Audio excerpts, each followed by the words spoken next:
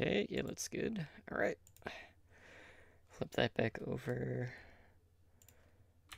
Let people know that we're going live.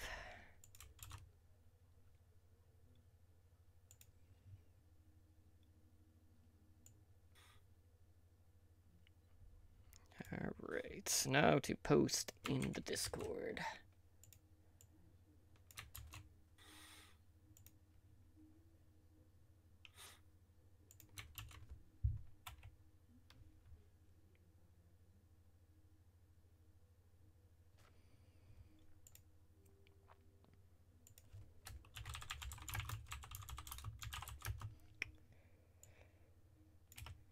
Okay, I gotta edit that for the Discord.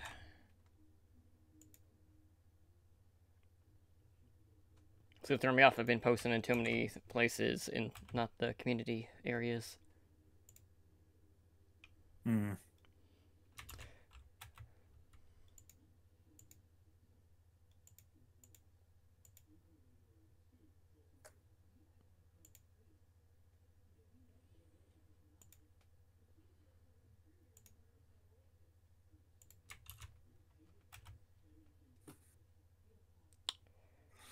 Let's see, one more.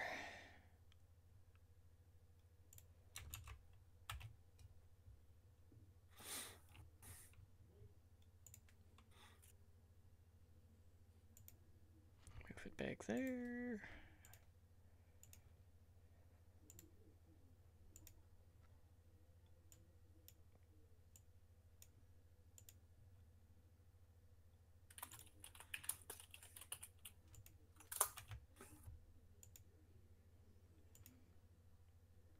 Alright. I should be good to go. Yeah.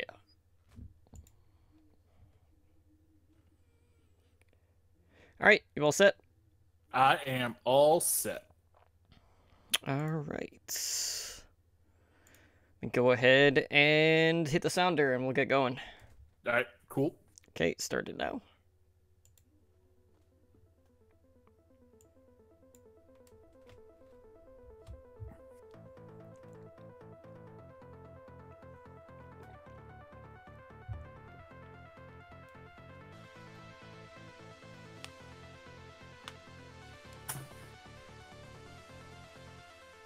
You are listening to Heroes Never Die, your one-stop spot for all the latest news, Overwatch League results, and mishaps in Overwatch. Here are your hosts, Totemly Drunk and Edinar. What is up, guys, and welcome back to Heroes Never Die, your one-stop spot for all things Overwatch. I am your host, Totemly Drunk, and tonight is episode 109. We're going to go ahead and take a look at the top 24 countries in this year's Overwatch World Cup. We're going to discuss Bridget's impact in Season 10, or Brigitte, whichever way you want to say it. I mean, everyone's just calling it Bridget because it's easier to just use comms, and no one's going to get it right ever, so that's just going to be an ongoing thing that we have to deal with for the rest of eternity in Overwatch. We'll also talk about some of the hot community topics, look back at Overwatch League Stage 3 Week 4, and get you primed for this weekend's stage playoffs. But before we can get into the news and introduce you to my co-host, I just want to take a moment to thank everyone who is hanging out with us in our Twitch chat here tonight, and thank all of our repeat listeners. Back with me yet again is my co-host, the man that is probably fully back in the Valiant now that the season playoff hopes have been dashed for the Florida Mayhem. That is Edinar. Edinar, how are you doing, brother? I am. Oh God, I think tonight was like the nail in the coffin with me and the Mayhem. Like it's like being a Cleveland Browns fan. Like you just watch them and you're like, oh, what are you doing? It's rough. What are you doing? So like, I want to love the Mayhem, but they're not doing anything to earn that love. So I gotta love the Valiant. Yep, that's true. Definitely not a good start for the Mayhem in tonight's games, but we'll talk more about that next week. Let's go ahead and jump into this week's news. So, like, first off, like, I was out sick yesterday, so we kind of, like, shuffled around our podcast, and because of that, I am pulling a double shift for podcast here tonight, so we kind of, like, gutted some of the lesser news in order to focus on the bigger stuff. So, with that being said, we have some pretty big stuff that did drop within the past week, including a new patch that hit today. But we do have a new competitive season underway, that is Season 10, and with that, we have the arrival of Brigitte in competitive play. Whew, so...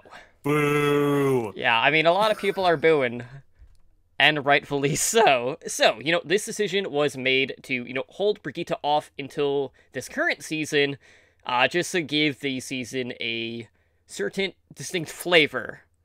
Sure, it's a sour taste in everyone's mouth, but it is a taste nonetheless. But, Edinar, I want to get your thoughts on this. What have you seen out of Brigitte so far in competitive play, if you have, and if not, just what have you seen from her outside of that? All right, so if you haven't caught on from listening, I am a tank main. That's what I play, and that is the god-awful worst decision ever to play against her. So I generally play shield tank. I play Reinhardt or Orisa. Yeah, that's useless. Yeah, it's rough. Like, it is useless. So, a couple of complaints I have about her. I don't get how her flail goes through the shield. Mm-hmm. Like, it can stop a bullet, but it can't stop a hammer? Just saying, that doesn't, make any form of sense right there. Like, I can stop Reaper's bullets, but if you lightly swing a hammer at me, my shield's useless. But that's besides the point. Like, she makes tanks utterly useless. Essentially, if played correctly. Like, it is the most infuriating and frustrating thing playing a tank. I mean, there's videos all over Reddit showing of basically what it is in this meta. It's you stun, knock back, kill through the shield. That is what your life is as a tank now. Now, granted, this is different than what everyone's used to, because everyone's used to the dive meta. Like, D.Va, Winston, all that stuff. So this is different than what everyone's used to, and it may just be a case of, hey, this is different, so you may not like it, but this seems like people are not playing competitive because of her type of thing. Like, this needs to change now, because it's just not fun anymore. She got a slight nerf today, which we'll talk about in the patch notes, but more needs to be done about her. She needs more of a direct counter, because she doesn't truly have a direct counter outside of ultimates. Like, she has counters, but none of them are, unless you're playing in Grandmaster and above, none of them are truly a counter until you start using ultimates. I mean, the craziest thing, and I think I pointed this out to you, is Pine was playing Reaper versus Brigitte. And it was 1v1, and he was shooting her, then he ulted and was shooting her again, and he lost his Reaper. Mm-hmm. Brigitte should never be able to out 1v1 an ulting Reaper. Ever. I don't think there should be any character that can out 1v1 a Reaper who ultimates halfway through the attack. Like, it's one of those things where I think her stun needs to be changed. If I'm not mistaken, her stun actually is on a shorter cooldown than McCree's stun. And then when she stuns and charges, she still has her shield up technically, so you can't even attack her while she's charging into stun. It's a whole cluster, and I think people need to figure out a way to work around it while Blizzard also tries to fix it, because right now it's kind of broken. Like, I don't know, how have you played much comp? I have actually not tried to sit down to do comp because of Brigitte. So I've a lot of my experience comes in the arcade and our game nights, and Asima does like to tank a lot, and like you in our game nights, it's just you dive in. Well, at the time I'm mostly playing D.Va or Winston. Basically, I would dive in, I would get the shield bash, so I'd be stunned. Then I'd get whip shot, her shift ability. And then before I know it, like, I haven't even gotten my barrier down, and then I'm stunned again, and then I'm dead. Like, it's basically dive and you're dead. And that's basically all it is. But, like, since then, like, yeah, I mean, you can deal with her, but it takes very selective heroes. Like, a Mercy-boosted Junkrat does really well against Brigitte. Pharah does pretty well as well, as long as you can stay in range. But, like, out of the tanks, like, the only tank that really does well against Brigitte currently is Zarya, because you're able to build up quite a bit of charge. Hey, Pasha. But, like, outside of that, like, let's say you're playing Reinhardt, you know? Hey, Posh. Reinhardt and, you know, Brigitte are companions. But, yeah. Brigitte can easily outlast Reinhardt because, as you mentioned, you know, that flail does go through, and you're able to just shield bash in, bring down the shield of a Reinhardt, which is absolutely absurd to me. But, like, my biggest issue with Brigitte isn't so much her kit, it's just the fact that the cooldown on her stun is 5 seconds.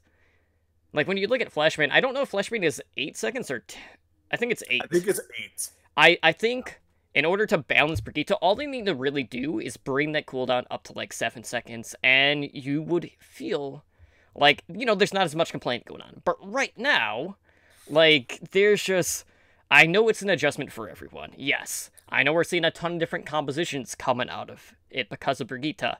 That is also true, so it's a different flavor, absolutely, but Brigitte's ability to not only lock down pretty much any hero in the game, but also be able to 1v1 them is just a little bit too much for my liking, and I'm going to cry foul until they adjust stuff. Now, I know that they kind of hinted at they're going to be looking at her ultimate to reduce the amount of armor that you gain from Bradley, which is another one of the complaints that's going around, but for me, it's all about the shield bash, and just the duration of the stun and the cooldown, so that's been my biggest thing. Now, that being said, you know, we've talked about, okay, well, we are seeing different looks. So, in your experience, like, what have you seen in terms of team compositions being played? So, the best I've seen so far is the me on Reinhardt, generally Reinhardt, because, all right, Brigette's right now are super confident and overly aggressive. And a good Reinhardt can take advantage of that. They can pin her against a wall. They can, you know, do that kind of stuff. So one tank, and then you have your own Brigitte, and then you rock a Moira, and then a Mercy on the Junkrat. And I hate to say this, because I freaking hate them. Hanzos. I like a sniper in that last spot. So either Hanzo or Widowmaker. I mean, you're probably going to get Widowmaker more often than not, except after today. Yeah, maybe not so much today. Yeah, after today, you're going to be getting a lot of Hanzos, and then their kills are going to go way down because they're like, oh, I forgot, I have no skill. I have to use something other than Scattershot. Like, I mean, I hate to say it. Sorry, Hanzo mains out there, but most of your kills rely on Scattershot.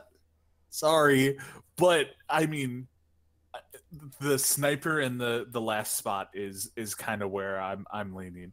What a Junkrat, a Mercy boosted Junkrat is key. Not only because of the damage that they put on the shields and stuff, but because Junkrat's ultimate is phenomenal at dealing with her. So, because yeah, she can't really react, and I don't think her flail on one attack kills a Junkrat Riptire. So it's very hard for her to kill a tire before it explodes and kills her. So the Mercy boosted Junkrat is probably the biggest combination. I think actually Taimu said it best, is if you're not playing a Mercy boosted Junkrat, you're playing it wrong. Right. Yeah. Moira's another one that's getting a lot of great play because she's throwing out a lot of healing right at the tanks and a lot of damage right out near the tanks through the shields.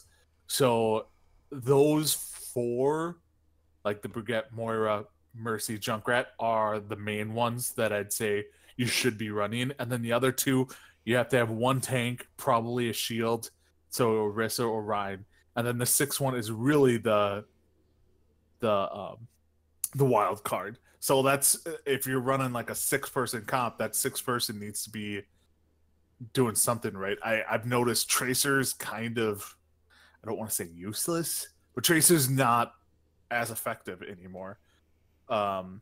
Soldier's still pretty good because he can still put on some damage from a far enough distance away that they can't be countered really, unless the Pharah focuses them. But if the Pharah is focusing the Soldier, then the Brigette is just going to town. Right. So a Soldier in the 6th spot, someone that can take out the Pharah that's trying to counter your Brigette, is probably the best way to go. So you're talking Soldier, McCree, Hanzo, Widowmaker.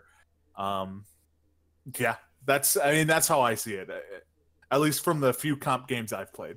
Yeah, based on what I've seen, it seems like a lot of the DPS duos have been Junkrat paired with a Widowmaker. Widow's still a very popular pick, but Brigitte's actually been used more as like an off-tank now, so you're usually only seeing like one true tank. More times than not, it is a Reinhardt over the Orisa in most cases, but we have seen quite a bit of Zarya play coming in to kind of try to deal with Brigitte as a whole, but we're seeing like a lot of like Zenyatta, Moira, or Mercy Moira for the support duo, backed with the Brigitte, and I've actually seen a little bit of Bastion coming out too, to deal with some of the tank-heavier compositions that we've been seeing with Brigitte into the fold. So, you know, it's still really early on, it's really hard to see just where this meta is going to land.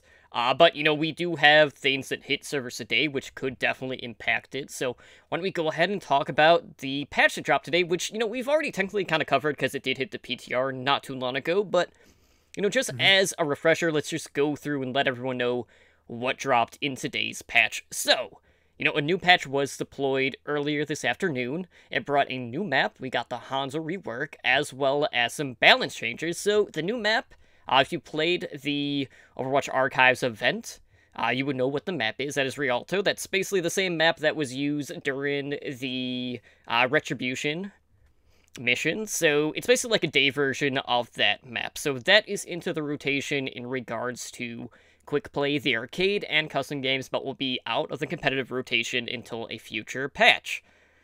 And, you know, as you mentioned, like, Brigitte did see a little bit of a nerf today. It dealt with her shield bash cone angle being reduced from 90 to 60. So, that's a little bit of a nerf. It's not too drastic, in my opinion. It's definitely not quite the nerf that we wanted, but that is the one that they started with, so, we're just gonna have to take what we can get for now.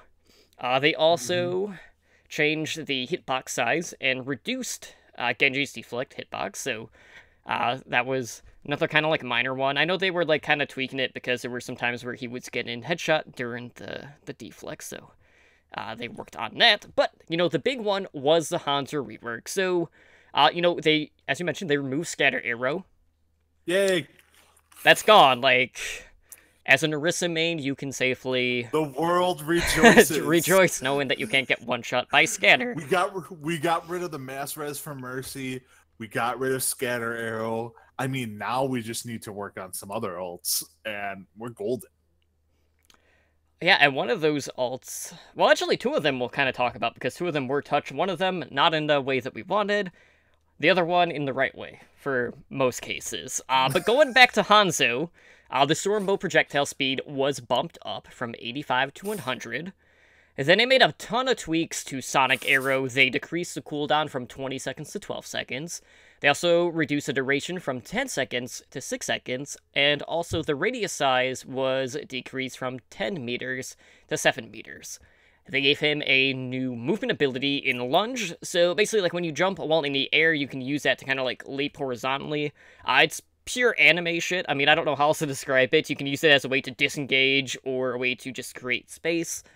And then his new ability, the one that replaced Scatter Arrow, RIP, is Storm Arrow, where basically, like, he has a rapid fire shot.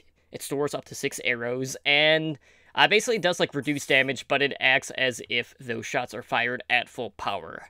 And this is the change that I absolutely love. So, you know, for the longest time, I was kind of joking, well, how is this Hanzo rework going to work for me? Because I was a trash Hanzo. Always had been Always will be? Question mark?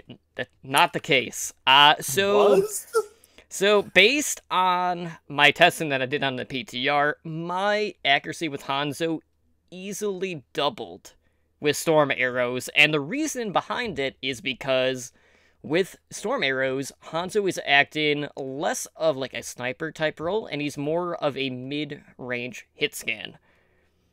And my accuracy just shot through the roof because of that. It's so much better in regards to the tempo and the feel for me compared to just, pulling back all the way and then firing a full strength arrow like I was in the past. Not to mention, despite how good Scatter was, I wouldn't do so hot with it, so there is also that, but, the Hanzo rework has paid huge dividends for me, and, I don't know if that's going to be the same for everyone. Obviously, there's going to be an adjustment period for people that did play Hanzo, his old iteration going into the new iteration, but for me, I am very happy knowing that I can at least play him at a moderately decent level now, rather than just feeling sorry for myself every time I get stuck with him in random heroes.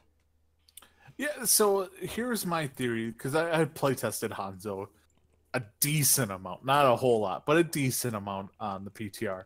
And like you said, he plays more of a mid-range hero. I honestly compare him to, he's a new McCree. Mm-hmm. Like, when you think of it, his rapid fire up to 6 arrows. Well, what does McCree's ult fire? Oh, yeah, fires all 6 rounds at once. I mean, it is a 6-shooter, so that makes sense. So, it's essentially, it's kind of the same thing. The thing is they are now interchangeable. So, where McCree used to be good, Hanzo can still be good, but I still think McCree gets the edge because McCree has a stun. And right now, stuns are huge. And stuns have always been huge. But if you're choosing between two characters, one has a cool lunge ability to get to higher ground, or a stun, you're probably going to choose the stun over the lunge on most maps. I mean, except Kings Row and Junkertown. Kings Row and Junkertown, you'll see Hanzo over McCree if they decide to go that route. But most other maps, you're probably going to see a McCree over a Hanzo. But people, the mindset of the player base is you're still going to see Hanzo as a sniper. You're going to be seeing Hanzo in the back, firing off his main weapons, and then people from a distance that a sniper would normally be at fire off their rapid fire of 6 arrows. Now, this is to a certain, level. Once you get to, diamond and above, the players get a lot smarter. But, anything below that, you're just going to see people using their rapid fire. I'm not calling it storm arrows. It's rapid fire. I call it what you want. It's rapid fire. Yeah, all you hunters out there, it's rapid fire. Yeah, we all know if you're a WoW hunter, it's rapid fire. So, but from a distance, you're just going to be using that, and then it's just not as effective because now you're trying to snipe with 6 rapid arrows, and you're not going to be as accurate.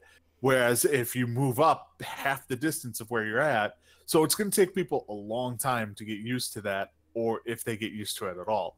So I think the pick rate of Hanzo is going to skyrocket, and the win percentage of Hanzo's is going to plummet. For that sole reason, because they're going to be playing them wrong until they realize what the new way to play it. Because they got rid of a sniper in this game. When they did this, Hanzo's no longer a sniper. You have 1 sniper in the game, well, 2. Ana and Widow. And Hanzo's not one anymore. He's, Soldier, McCree, Hanzo, all in the same mix with each other. People just need to realize that. I love the changes. I'm a little leery on the lunge ability because I think he actually loses some mobility. As weird as it sounds, I think he loses some mobility because, a lot of times when Hanzo players would climb up walls and fire an arrow, they jump up once they hit the top, to the ledge, and then they'd drop back down, climb up the ledge, jump, shoot. That way they weren't being targeted.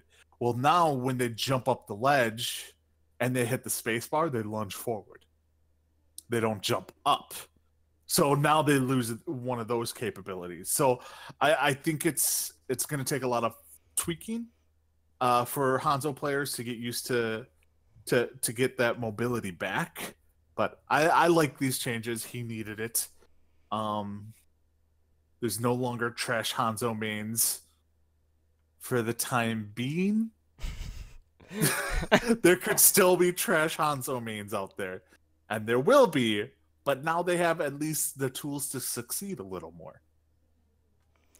Yeah, absolutely. And, Spider was memeing me about this because he's like, oh, so now you're on board with him. Well, I'm like, that's always been the case. Like, I'm not going to back a hero that I couldn't play prior. Oh, you mean Slambo? I mean Spider? Yeah. I totally called Spider Slambo. I apologize, Spider. You did. I was going to work that into your intro, but I'm like, I figured you would bring it up, so... Yeah, I don't know who to apologize to more. Spider for calling him Slambo, or Slambo for, thinking, hey, this could be Spider. So, I don't know. It's a coin toss, really. That's why you just apologize to both. But anyways, going back to the hero balance updates, they also looked at Junkrat, and they decreased the projectile size of his frag launcher from 0.3 to 0.2. Really not a huge change, as well as his Riptire movement speed was decreased from 13 to 12. And I'm going to go back to this one, but again, that wasn't a very big deal. It's only maybe a second behind, arriving at the destination that it would have been prior. If that. It's very minuscule, just like the projectile change. For Lucio, they looked at his wall ride quite a bit, so you're less likely to be interrupted along single surfaces. You're able to go around corners without having to leave the wall. You're also able to land on the same wall after leaping away, provided that leap takes him far enough away from the initial jumping point. His sound wave no longer consumes ammo, that is his alternate fire, the boop. And you can also use that while you are reloading. So, really, it made Lucio a little bit easier to just kind of, pick up, so... definitely making him more accessible to people out there, which is always good, because Lucio has been...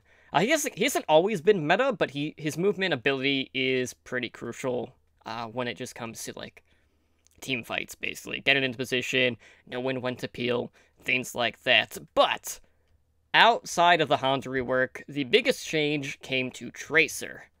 And before I talk about the actual change, this is the first time that Tracer has actually seen a nerf. Yes, it is. So, this is pretty big. Tracer has been the poster girl of Overwatch. I mean, she's on, the Overwatch League logo. She's kind of on ours, She's on ours. Yeah. Yeah. Which is also like the Overwatch League logo, but besides the point. And, she's on the cover of the game, so by all accounts and purposes, you think of Overwatch, and the first hero to come to mind for a lot of people is going to be Tracer. And Tracer has just been causing some mayhem, really, for quite some time, especially throughout the dive meta. And she had a lot of burst potential, not only from one clips, but also her ultimate. So, the Tracer Pulse Bomb max damage was decreased from 400 to 300. So, now we talked about Riptire. And when we talk about ultimates in Overwatch, when it comes to team fight winning ultimates in the game, the ones that always top the list were Tracer's Pulse Bomb and Junkrat's Riptire. Mm-hmm. So, why they would nerf one and not the other, I don't know, but both of them have a very similar charge rate. Both of them did about the same amount of damage, and yet Riptire just sees, these very minuscule changes, and then they kinda... I'm not gonna say they cut, the legs off of Pulse Bomb, because it's still a very good ability. You're just not going to be able to secure the kills on the tanks as easily as you would in the past. So, all in all, there's this huge correlation between how fast these abilities are, earned, and how quickly you're able to turn a fight because of them. And, with this change, it's going to balance out more for Pulse Bomb, but Riptire is going to be unaffected. So Riptire is still going to be going through the roof, picking up a ton of team fight kills, and wins for that matter, but Pulse Bomb on the other hand is going to drop a little bit, but all in all, Edenard, like, we're still going to be seeing a little bit of Tracer. Obviously, like, right now in the Overwatch League, since this patch isn't in the Overwatch League currently, Tracer is still going to be everywhere. But in regards to in-game, how much Tracer are you seeing nowadays? I mean, I'd say probably half my matches have a Tracer in them. And this, as a tank player, this change is amazing. Like, I mean, I used to worry about Tracers. I really did. I don't anymore. Like, with this change, I'm not worried about them sticking the Pulse Bomb on me, because most of the time I realize, being a shield tank, especially Orisa, like, I can just go on the other side of the shield so they can't follow up for the kill. Right. So, like, she would have to Pulse Bomb me and then unload a clip on me to kill me, and that's just not happening. At least where I'm at. So this is great for that level. Above me, I don't know if this is that big of a change. Because, like, if you look at the Overwatch League, the first targets, whenever you're a Tracer, the first targets you always go for is the backline. So you're talking Zenyatta, Mercy, Ana, healers, essentially. This is still going to kill them if it sticks. Right. That you see so less and less pulse bombs on tanks, unless it's an emergency situation, at least in the Overwatch League. It's mostly used to demech D.Va in regards to tanks. Yes, yeah. Like, you're not seeing they're not like, oh, let's go up to this Reinhardt and pulse bomb them. No, it's just not working that way. It's not what they're going for. So at that level, I still see it. I don't see it changing it that much. But again, we can't base our gameplay off of the Overwatch League, because we're not as good as them. What? I mean, maybe your Hanzo play is up there. No. I don't know. It's quite possible. I don't know. I've seen it once, and you sucked horribly at it. That was old Hanzo. Old Hanzo. That was old Hanzo. Now you're just a pro. But I mean, I think you're talking below GM. Mm-hmm. Tracer is gonna. This is a nerf for Tracer, especially when you add in that Brigette's in the meta now. Like, I don't want to say she's not pickable, because she still is, but you really have to think twice about picking her, because they have her ult loses, effectiveness, and now she's countered by the teams running.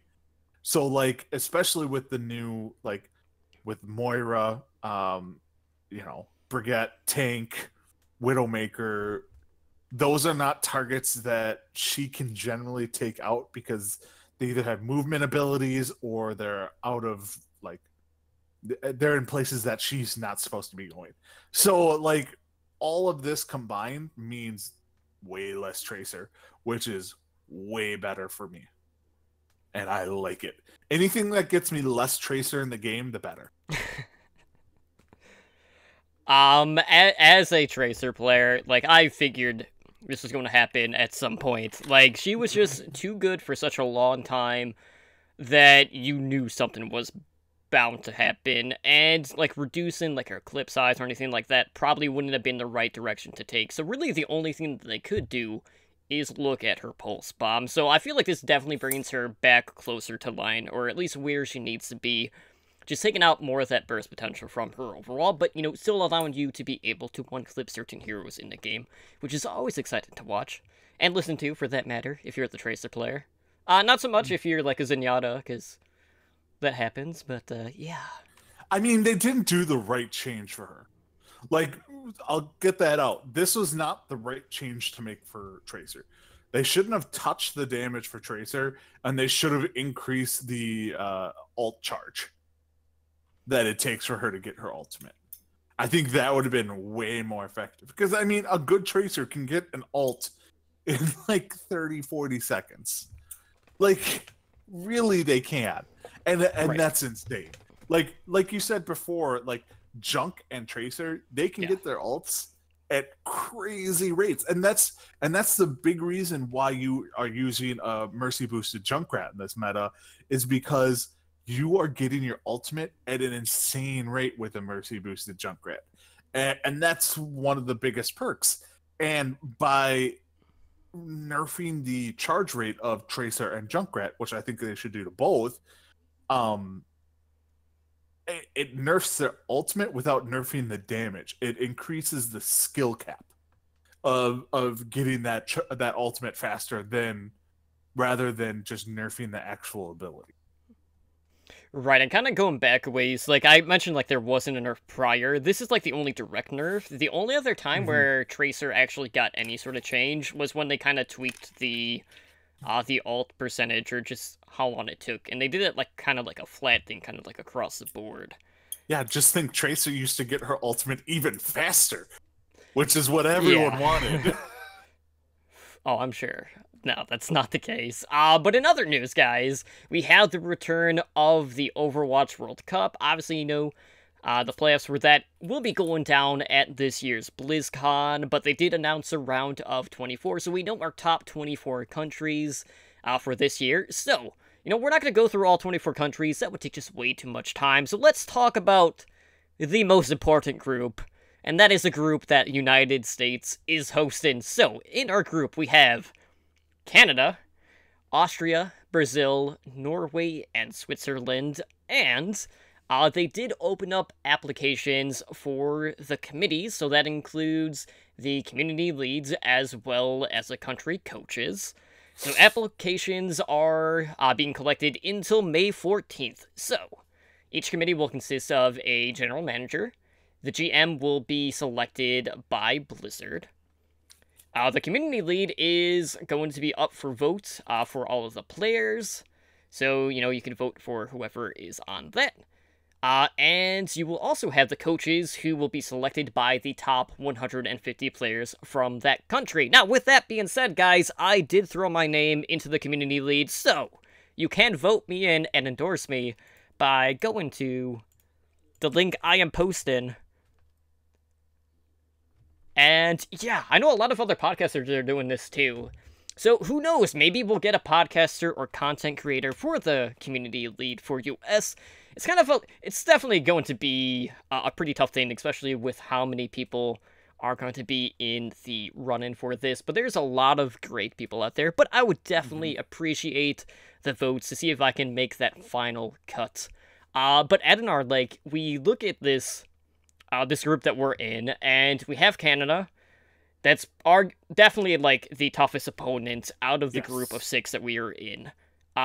Brazil has kind of always been a scene that doesn't get as much attention as maybe it should, but based off of the past performances that we have seen out of them, they always seem to kind of come up short. And then we kind of, like, look at the other countries, and they're kind of, like, middle of the pack. But you look at Canada, and Canada's one of the teams that is going to bring out the most in us. But in regards to the United States, is there anyone in particular that you would like to see, whether it was a coach to be kind of leading this team, or any particular players that you want to see representing our country at the World Cup? Well, I think, all right, for starters, I think the word you're using, looking for Brazil, is they're scrappy. Brazil is scrappy. Like, they're that team that you face and you're just like, oh, I don't want to face them. They're probably not going to beat us, but they're going to make us really work for it. So that's how I feel about Brazil. But as far as USA goes, I would say players, I want Jake on the team.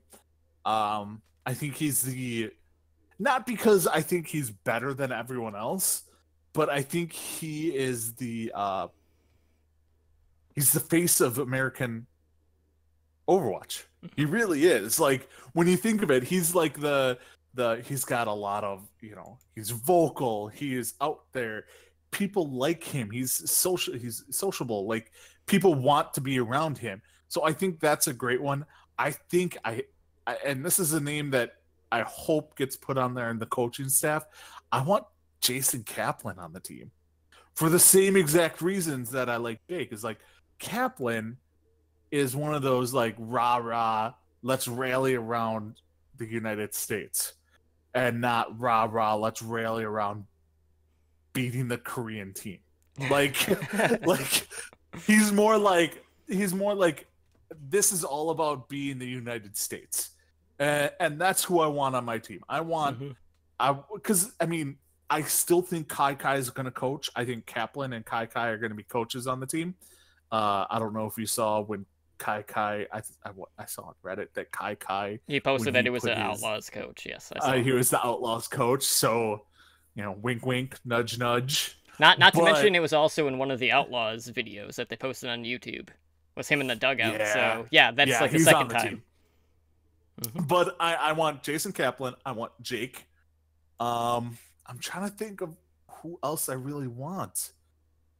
I can't remember if Super is from the United States. That's the thing, is like half the time I don't know if they're from the United States or Canada. Like I was like, oh, Soon. I'm like, wait, nope, Soon's France. Never mind. Scrap that. I mean, Sinatra's Super is American, by the way. Super. All right, so I want Super. Sinatra will be on the team. Dante will be on the team. I hope they don't pick Sinatra. Sinatra will be on the team. You may hate him. People love him. He will be on the team. Okay, here's the thing. Just because you don't love him, Sinatra. People don't love him. Sinatra is very polarizing. So is XQC, and he's going to be on the team. That's different though, because because XQC is more popular than Sinatra is. It's more based on that than anything. Sinatra, on the other hand, isn't in the same vein in that regard. I mean, I could see people like Mendo Kusai being on because of their popularity, and that'll be the only time he sees play. No, he won't even play. Like, this is like, hey, you get voted to Team USA, and we're going to allow you to scrim with them. That's the only time he's even going to be allowed to scrim. Oh, so it's like a consolation prize, is what you're saying. So, I mean, Siegel will be on the team. That's a given as well. Like, just because of the popularity of him. So it will be interesting to see. But the two I want most is Jake, who is a lock to be on the team. Right. And I want Kaplan on the team as a coach. How about you? Who do you want on the team? Obviously not Sinatra. You do not want Sinatra on the team. That is abundant. Yeah. I mean, here's the thing. So last year we had Raucus, Adam, Fact Fiction, Jake, Coolmat, and Sinatra. That was our starting six. A lot of those players are on the Houston Outlaws. Outlaws plus Sinatra. Adam is playing in Contenders. He's not with the Outlaws, but Sinatra's really like the only one that I'm on the fence about. I feel like Dante would easily fill the same role and also bring the Sombra for the United States. I could also see them maybe even looking at people that we've seen competing in Contenders, like Nero would be a good person. Maybe Sharp. I gotta remember, who all is American, because that's a problem I have in Contenders, too. Because the Liquipedia isn't always up to date. But basically, I have a clearer vision when it comes to the coach. Kai is great. Kai, I could see being a coach. I'd really like to see them pick up Arrow for the coach, who does a lot of stuff for Fusion University, who have just been dominating everyone. Which is really the only academy team that's just been kind of blowing everyone out of the water, so I would love to see Arrow get picked up for that. But I think for the World Cup, we're probably going to be seeing a very similar roster. Maybe Adam won't make it this year. They'll probably have Muma over Fact Fiction. Oh, yeah, Muma. Would probably be my guess. Muma's a good person to have on the team. He's a good personality. Yeah. Because that's really what this is all about. It's about personalities. Yeah, I think Muma and Coolmat are more than likely going to be the tank combo, but if not that, I would love to see Note being the Diva player from Boston Uprising, because he's really been one of the Diva players that just has not been getting enough credit in the Overwatch League. But I think all in all, we'll see a very similar team than we did to last year, but maybe a bit more younger talent.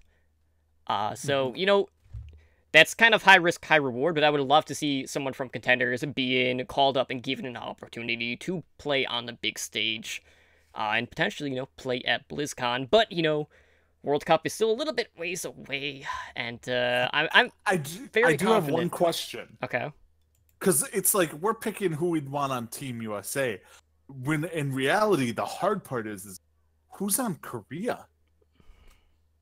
Like, I mean, honestly, like who's on Korea? We don't know. Like Flower probably isn't going to be on the team. Possibly. Which is insane after watching last year's World Cup and him like 1v6 in the Team USA. Mm-hmm. So that's going to be the interesting thing to me, is to see what Korean players actually make the Overwatch World Cup. Yeah, the problem with that Korea's gonna have is they legit have 6 to 8 names at every single row that you can be like, they can definitely represent our country and compete at the highest level. They're just so stacked of a region. But kind of like going back to Brazil, guys, like, we are going to be talking about Brazil quite extensively tonight on the Backcap, because we're going to be talking about the South American Contenders Finals, which did feature 2 Brazilian teams, including Brazil Gaming House. So stay tuned for that, because they were actually the team that represented Brazil last year. So we'll be talking a lot about them after Heroes Never Die tonight. But definitely, guys, check out all the different people that are up for the community lead vote and the coach vote. Cast your vote. I think you can do it even more than once. I'll have to double check on that. But get your endorsements out there, and be sure to cheer on our United States team, whoever does play for it. But yeah, we'll definitely deep dive a bit more into who could potentially be on United States as we get a little bit closer to the group stage. Yeah, you can just give Korea 5 players. I mean, that's the solution. Yeah. They have to field 6. Maybe they just put like, I don't know who they could sub in that wouldn't play at a decent level.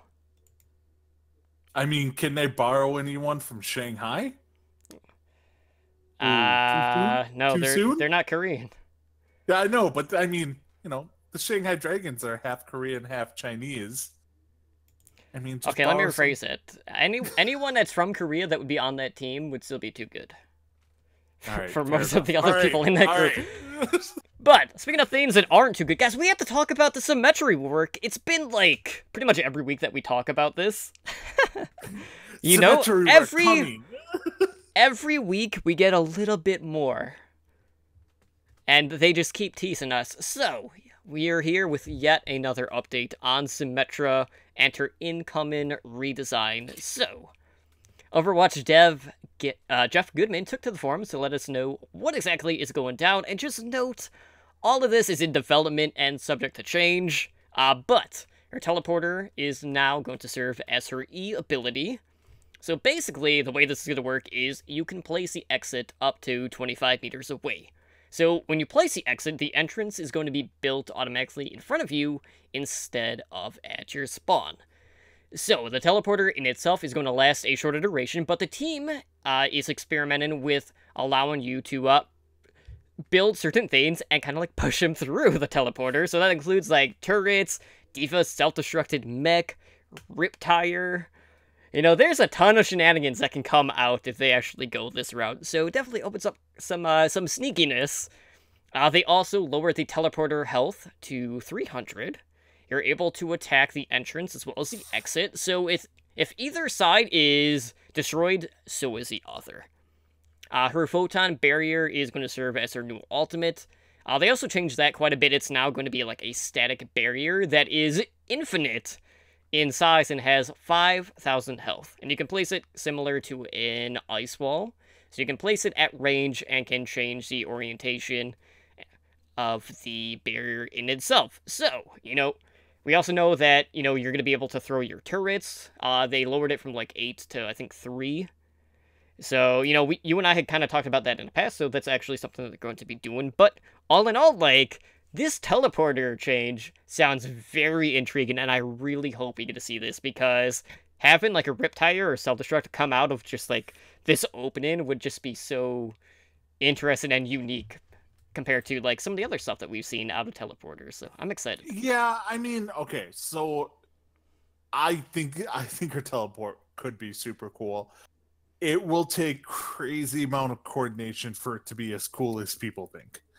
Like, to be like, okay, place it exactly here, and then I'm gonna use my ult before they can kill the teleporter to get my Junkrat tire through it. Or you know what I mean? Like, it's gonna take a lot of coordination to use it. One thing they like, I really like her new photon barrier. Mm-hmm. I think it's one of those things where you take out any form of range damage whatsoever, because they're not getting through a 5,000 health shield even remotely soon. I mean, they can walk through it because that's how shields work in real life. You can walk through a shield, but you can't shoot through the shield. Sorry, a little bitter about Brigitte's flail still. But I mean, they even went on the forum. I mean, I don't think it's part of this article, but they were talking about even her damage abilities. Mm-hmm. Like her like they were changing her main attack to more like a Zarya beam. Right. So you actually have to aim. Yeah, you have to actually aim on Symmetra. So there goes like 9% of the Symmetra mains out there. Sorry, I'm offending people today. Hanzo scatter arrow, Symmetra no aims. Sorry, people. But I mean, they actually have to aim. I think her right click is going to be phenomenal now, because now her right click, the giant orb, yeah, it goes super slow, but it charges a lot quicker, and it explodes on environments. So now, like, you can shoot it at a wall, it explodes on the wall and does AoE damage. So that's something that it wasn't doing before. So, like, I think those are going to be more drastic changes to her kit than these. I really like what they did with her. I mean, obviously they're moving her from support to defense, which is, I mean, since day one, everyone's like, why is she in support? She doesn't heal, doesn't do any of that. So, it will be interesting to see how she's played, because she's less like, she's not like choke point only defense hero now. She's more of a, I don't know if she's quite an attack hero yet. Like, playing her on attack, I don't know if she's quite there, but she's better overall on defense now. It's going to be weird getting rid of the shield generator, though. Like, any of the... Because, like, they started with her having, like, she used to give out armor on, I think, her E ability. I think it was back in the day, and then they got rid of that and they made it her ultimate, that it could either be teleport or the shield generator, and now they're just basically getting rid of all armor that she gives, unless I'm losing my mind. No, that's correct. So, like, she loses any aspect of giving out armor, which was a giant perk to her kits. So I don't know, I like the changes. She needed a complete overhaul because she was utterly useless. I mean, I feel like a lot of it's just because you still have two heroes in the game right now that would be given the armor. So yep. Now it will be interesting to see is, like, with you said with the her turrets, it's what you said, a 3-second cooldown. Well, you can have 3 now instead of 8. 3. They basically lowered it, but you can like throw him out now, and then it'll like attach to something if it like hits it, basically. See, I'm interested to see honestly what kind of, if it's when she throws them out, if it's an arc or if it's a direct shot. Because if it's an arc, you're going to be need to be way more accurate with it. Right. So it will be interesting. I think she'll be playable. I don't think she'll be meta at all. But I think we'll see her in Overwatch League, which is saying something in season 2. Outside of the spawn room. Outside of the spawn room. Outside of people like, hey, here's an easy way to get a basket on Nepal. Because that's what I use her for. What I will say is, I actually saw Symmetra being played in contenders on defense. It did not work. All right. It's going to be like, either it's not going to work, or it's going to work because they're like, what? No, this was the this was the second time that this team decided to run it, and it did not work in either occasion. So yeah, that is a thing. But yeah, Symmetra's just one of those characters that goes up and down quite a bit. Mostly doesn't see any play. But you know, speaking of going She up, she used to be like mandatory right on defense, yeah. on deep. Like she Mhm. used to be like when the game first came out. It was like, oh, we don't have a Symmetra, we're screwed, type of things. So she can get back to that way. It's just she needs some loving. Absolutely. There's a lot of back and forth with her, and there's also a lot of back and forth going on when it comes to a particular topic in the Overwatch League. So, Wouldn't that be more up and down? well, yeah, in this case it is up and down, but I'm talking about like the reaction that the audience gives to this particular topic, because I don't know if you've noticed, but there's kind of been a thing going on in FPS games since really the beginning. And that is teabagging your opponent. So, during the match between the Philadelphia Fusion and the Shanghai Dragons, we had Carpe, you know, DPS for the Fusion. He was teabagging Ado on the Shanghai Dragons after getting the kill. And because of this, that drew the ire and the boo birds from the Blizzard arena. So, you know, some fans out there have been crying foul over Carpe's actions, seeking him to be, like, ruled out of the Overwatch League MVP voting contention that's going on right now, or even suspended for his actions. Seriously? Like, okay, first off, for one, this is not the first time that we've actually seen this happen in Overwatch League, nor is it going to be the last time. And just because it happened to a Dragons player doesn't mean that it's suddenly not okay. Like, Carpe's done it in the past to Effect on the Fuel. We've seen Jake doing it a ton. He did it to Birdring on the Spitfire. He's also done it to Custa and Taimu when both of them were on the Fuel. Obviously, Custa's now playing for the Valiant. And when that happened, like, nobody batted an eye or brought it up, but, you know, because it's Jake and he's, like, the poster boy of OWL, no one gave a shit. But, like, people need to just stop trying to have it both ways. It's either all fine or none of it is. To me, like, this is just a complete non-issue. Like, it adds some spiciness to the game, and people can say, oh, well, it's disrespectful, yada yada yada. This has been something that's been going on in FPS games. It's just a way to really let someone know that you have their number. And again, like, everyone wants to talk about esports and comparing esports to sports, but when it comes to the game of Overwatch, there are no technical fouls. Like, what do people expect? I mean, okay. Say something might offend some people, but We're podcasters. We do that all the time. All right. If you have a problem with this, there's the door. Don't let it hit you on the ass on the way out. I'm sorry. This is friendly sportsmanship. All right. In football, if the same people who say this is inappropriate in football, are you calling for anyone who celebrates a touchdown? Are you saying that they need to be kicked out of the game? No, you're not. This is the only way they can taunt the other opponent. Mm-hmm. This is like, they're not doing anything wrong. They're messing. They're getting inside the opponent's head. If you heard half the crap that NFL players, NBA players, baseball players say to each other during the game, you would actually be horribly offended. Mm-hmm.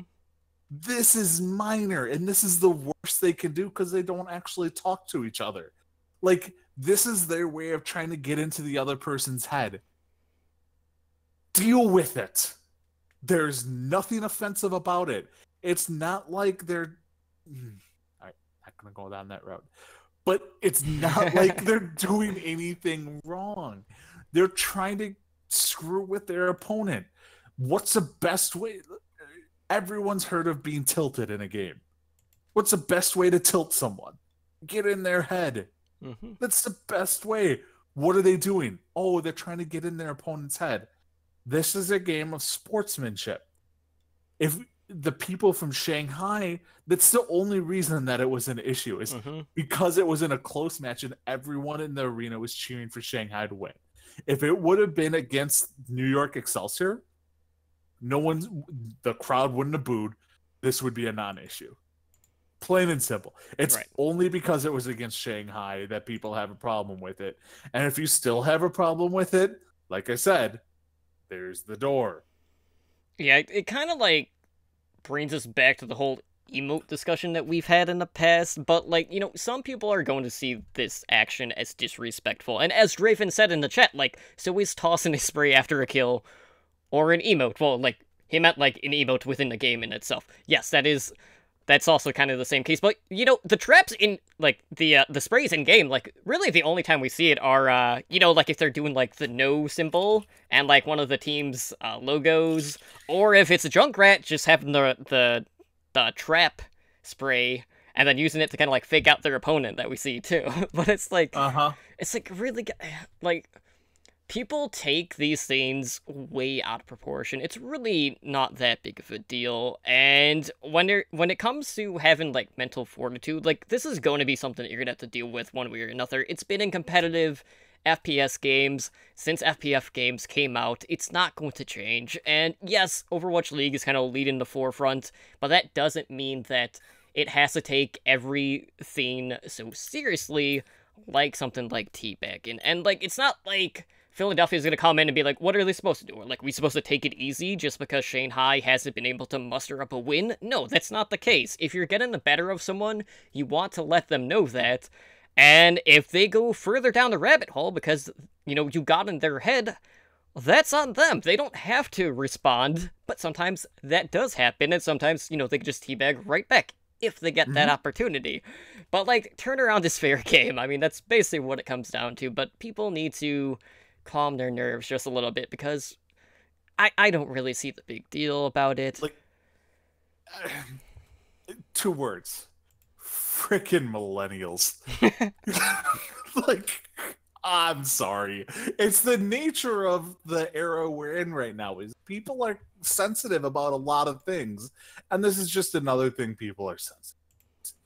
And people want to blow it out of proportion when it really shouldn't be. And they want to make a story out of it because stories are what drive things. And it's a non-issue. It's a non-story. Like you said, like Draven said, you know, tossing a spray after a kill, that's disrespectful too. Yeah, I do the same thing with the well-played spray. Yeah. Or how many of you Overwatch players have rolled over someone and at the end of it put GG? That's no different. It really is no different. Like, you are no better than Carpe if you steamroll someone and at the end of it you're like, GG, well played. Don't patronize them. They know they got steamrolled. And we've all been on both sides of it. If you're just taunting them, you're no better. So, sorry. All right. I'm good on this subject. Yeah, as am I. So let's go ahead and jump into the Overwatch League news as we go inside the league. So, you may have noticed in recent weeks, there's a certain team that has just been demolishing everyone in their path, that being the Boston Uprising. So, Boston has been winning outright, but some of that competition has been pretty razor close, and they'll be looking to take a little bit more off with their new sponsor, that being Gillette. So, Gillette will serve as the team's official shaving product supplier, and I had to do a different segue because we've already talked about this on Overwatch League Network with you. I called you out on the Overwatch League Network. I'm like, that was the most prepared intro to anything, really. The London Has Fallen one is by far the best. But getting back to the point here, you know, the Uprising practice jerseys and the facility are going to bear that Gillette logo, and they're also going to have like some social media and digital activations expected to be dropping here soon. But, like, if you follow football, this probably won't come as much of a surprise to anyone, just because Gillette does have naming rights to the New England Patriots Stadium, that being Gillette Stadium. And, you know, the NFL team just so happens to be owned by Robert Kraft, and the Kraft Group, which Robert Kraft is a part of, just so happens to own the Boston Uprising. So, really, like, this is one of the more expected partnerships in the Overwatch League. But, outside of that, it's always good just to see more money being brought in, and this one just made the most sense. It's local to that area, it is Boston through and through, and really, like, the connection was already there in, another deal with Gillette. I mean, yeah, like, I pointed this, watch League Network. This is the biggest individual team sponsorship so far in Overwatch League. Like, obviously, Toyota, Sour Patch Kids, T-Mobile have all signed on to sponsor the actual Overwatch League. This is the biggest individual team. I mean, hell, the Valiant are sponsored by a TV show that got canceled This season. Yes. A couple weeks ago. So, yeah. So, I mean, like, Gillette, step up over a canceled TV show. And I will also point out, like I did on the other show, there is not an ounce of facial hair on the Boston Uprising. And that needs to change real quick. They need to grow a beard, kind of like this. A playoff beard. It's gonna happen. Watch. Playoff beard. And they need to have a beard growing competition after that. Okay, while you go over this, I'm just gonna tweet at them saying that they need to have a playoff beard growing contest. So, all right, here's my theory on the playoff beard situation, or the beard growing contest. They need to each attempt to grow a beard, and they can shave it off whenever they want. But the last person to shave off, Gillette will donate money to that player's chosen charity. Everyone wins. Gillette sponsors, Gillette gets out the shaving thing, and they donate to charity. The players get to choose what charity they want the money to go to. I don't know. I mean, I feel a lot of them are going to have real ugly beards, though. All right, there's going to be a lot of patchy beards. So, all right, I can stop talking about beards. I basically tweeted them. I was really stretching on like how long I could talk about beard growing contest without sounding super creepy. So I'm glad. I tweeted, "Can we expect some playoff beards grown?" You guys partnered with Gillette. Gotta put it to use. Exactly. So, all right. Well, when we talk about Boston, we also kind of have to talk about their rivals in New York, Excelsior. And, this was news that kind of caught a lot of people off guard. And that was that New York Excelsior has parted ways with their director of player personnel, Bare Hands. So, this is really strange because he was one of the guys that kind of helped put together this team. And, New York, obviously, really not going anywhere. They've been in contention all season long. They've only lost 3 games throughout the season. They've already won a stage. They have made the playoffs every single stage, including this one that we're currently in, which it's playoff week, by the way, in case you guys don't know that. You probably should, because it's week 5, and playoffs are on Sunday.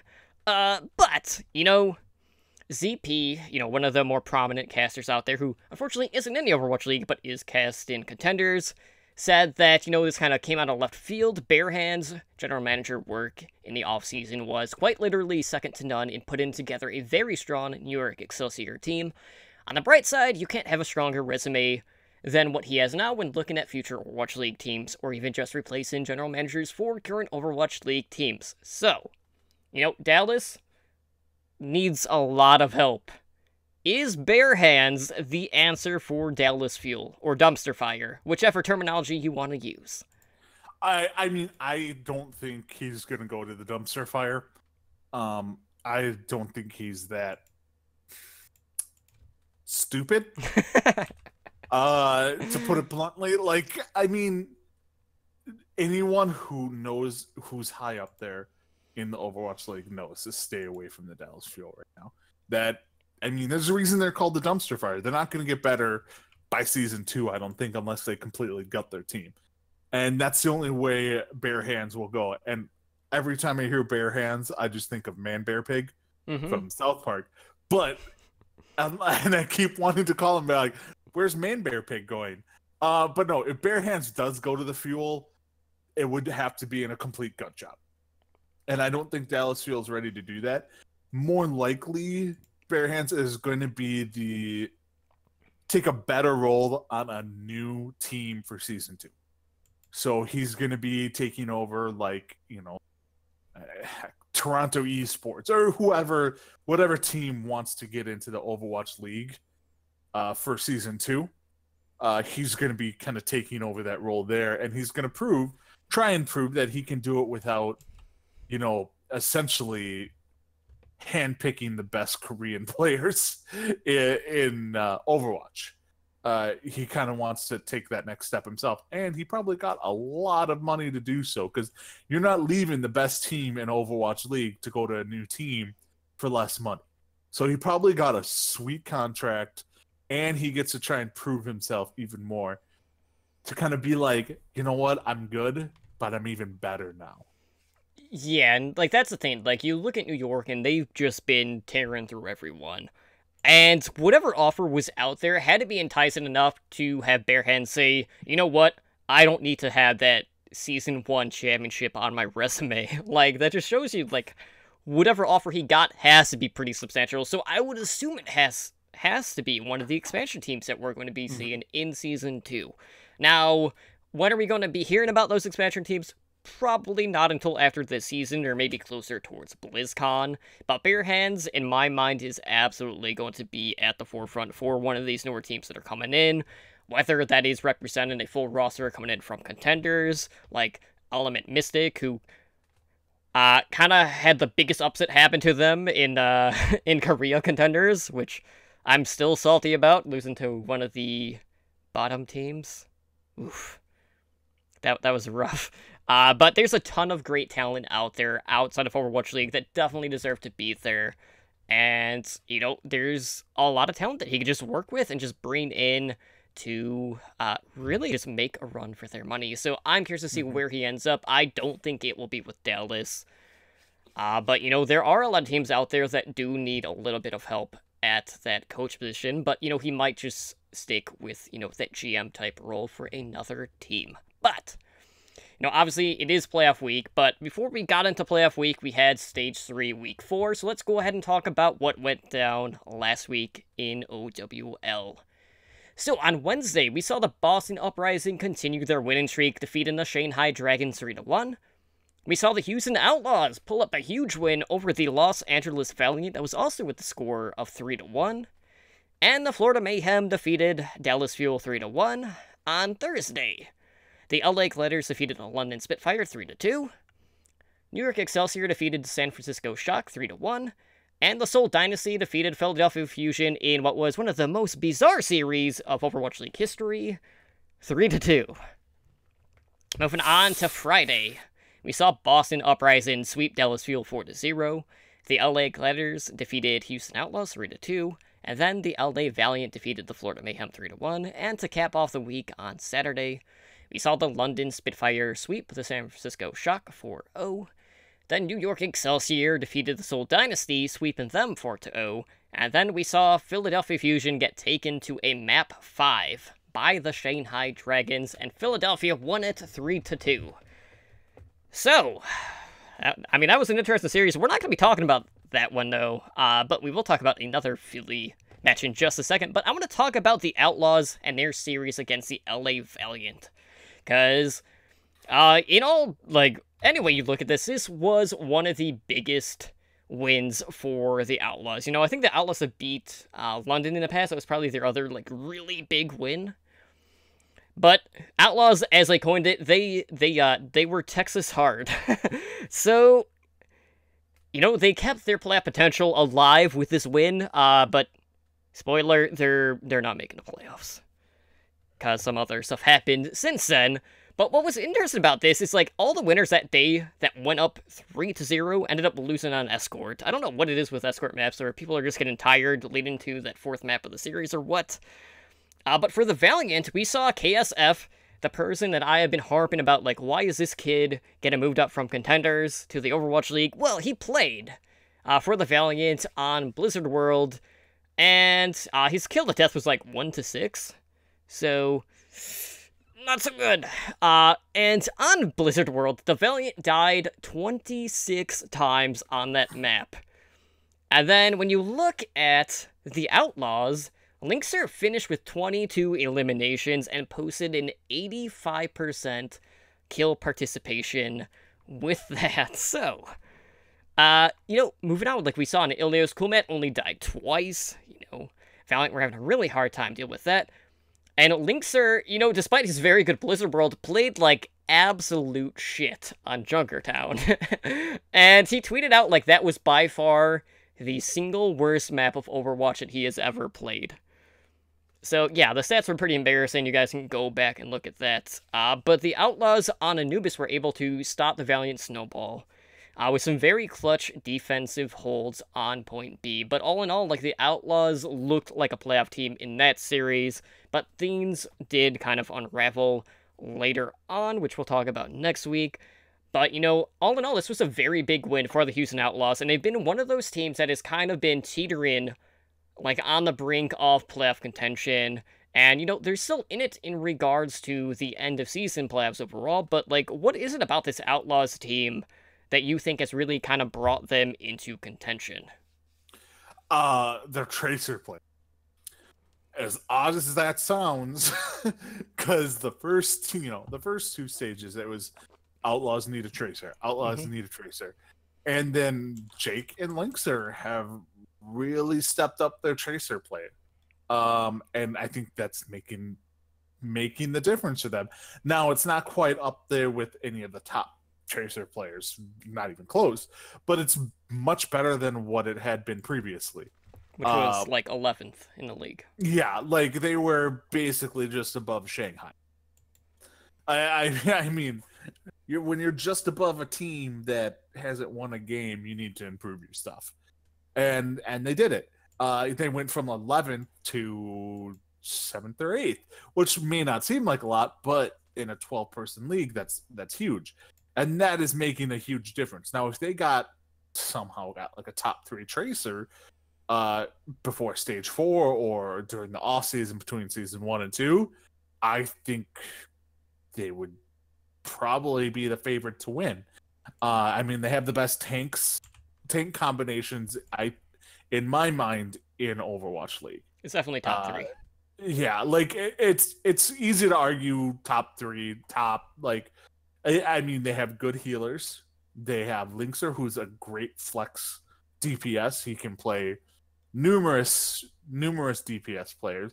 You have Jake Rat, who I really like, but I don't think he's a full-time DPS player. I think he's a situational DPS player. Like, because they're kind of forcing him to be on the Tracer. Right. When Linkser isn't on the Tracer. And you need that full-time Tracer. So I say, like, if you were to take anyone out, you'd have to probably take Jake out. But I think that has probably been their biggest gain, was the improved Tracer play.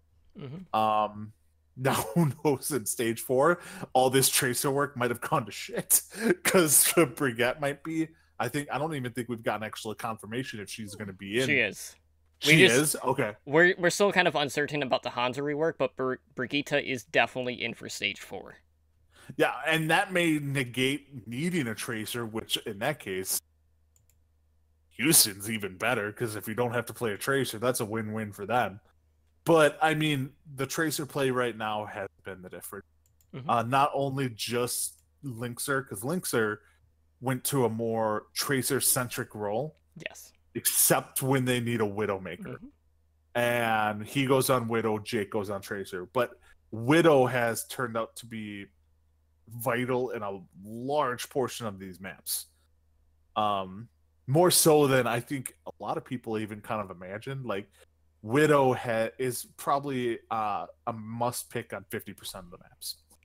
And I don't think people expected that. So Jake's on Tracer half the time, Linkser's on Tracer the other, and then they kind of rotate accordingly. And it's working out for them.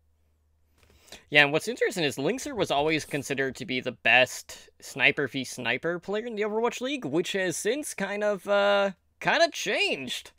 Since Saya player came in, then he's just been getting like 3-1 basically against the other Widowmakers in the league. He's going 3-1 versus the other Widowmaker. Team's not on point. Except Florida is having a hard time just winning a game. Yeah, like there's dumpster fire in Dallas, and then there's brush fire in Florida. Yeah, just about. It's all that dryness, which is weird Yeah, because they get a ton it's of all the rain. dry heat in Florida. It's basically a giant brush fire down there anyway. So that's what we got down there. And then I don't know about Shanghai. I don't have anything off the top of my head for that. Yeah, I mean, you would just expect it more from one of the California teams being a brush fire, but no, it's actually Florida in this case.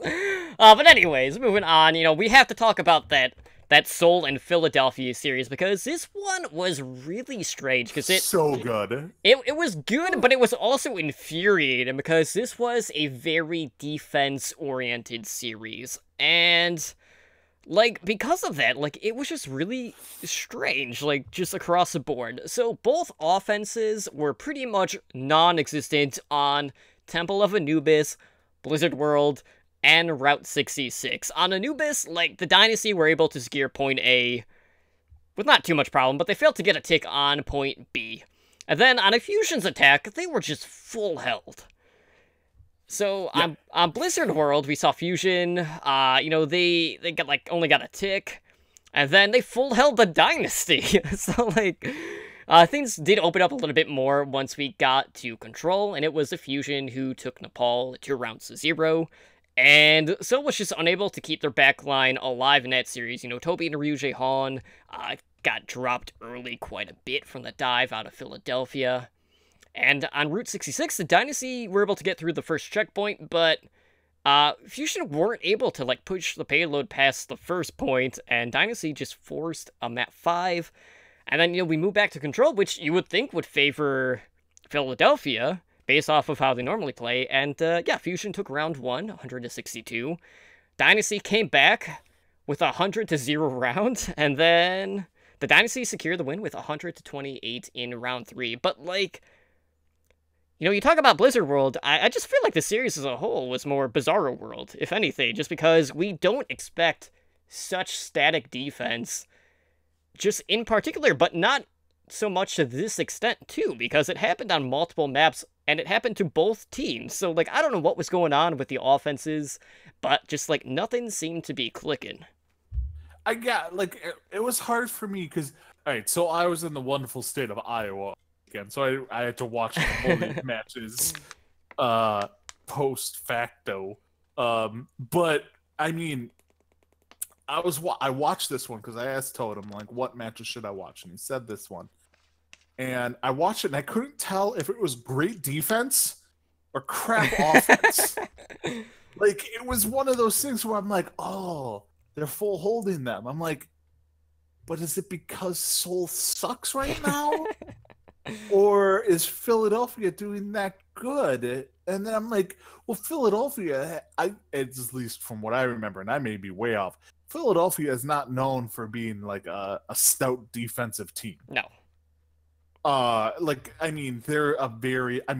when you have Snillo and Fraggy, they're very let's jump in there, we need to dive in. They're very, charge happy. They're known for overextending and just bringing the fight right to you. Yeah, and that's not a defensive team. So that led me to believe that, really it was just a crappy offensive team.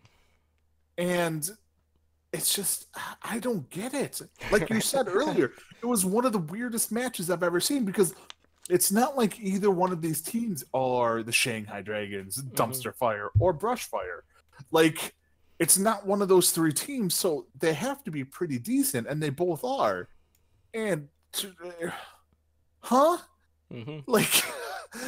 just watch it, you're like, I'm glad I didn't put money on this. Right. Because it would be the most infuriating thing ever.